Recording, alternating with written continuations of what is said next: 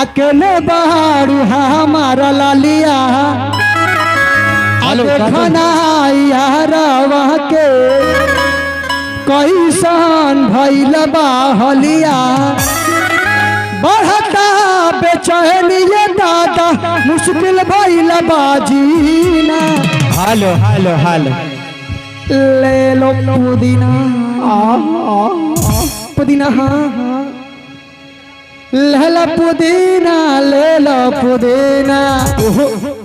आई ये पुदीना वाला तनी गीत हो जा भाई, हो जा गीत पुदीना वाला हो जाओ कि कुछ और जो होता रहो ठीक लगा था पुदीना वाला कि नदिया के बीचे जैसे नैया डोले और सही मोर सैया डोले। और एयरपोर्ट पर फ्लाइट कहीं उतरेगा, एयरपोर्ट काफी बड़ा है इनका, फ्लाइट उतारिए आप लोग उस पे। आइए कैसे कहना है आप जरा जाइए कैसे 1 2 1 2 3 4 आई बानी तोहरे गलिया चले बाड़ू हमारा ललिया देखना यारावा के कैसन भइल बाहलिया बढ़ता बेचैनिया दादा मुश्किल भइल बाजीना जीना। ले लो पुदीना पुदीना हाँ ले लो पुदीना ले लो पुदीना ले लो पुदीना भरिया के हसीना ले लो पुदीना ले लो पुदीना।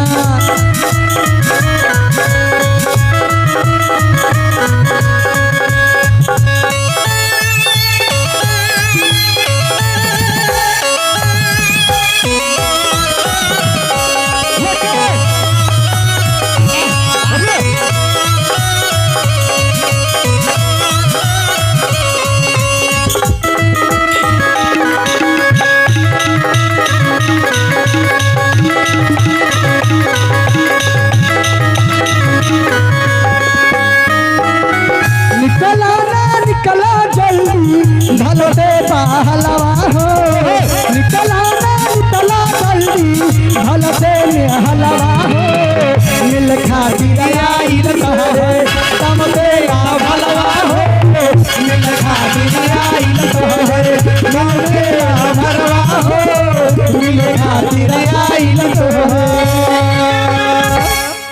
अरे सोचता नी बरम बाबा झट दे करईती और सोनमा से हमारा मिलन वाले ना तो हम यही जो दे देव पर नवा अब बेची बेची गावतानी गनवाए। एक मिनट भाभी अभी आती हूँ कहेला आइल बड़ा मिले हो अब भीतर से मन हमर हिले हो अब पकड़ाई तो दुख बड़ी होई मोरी दहिया।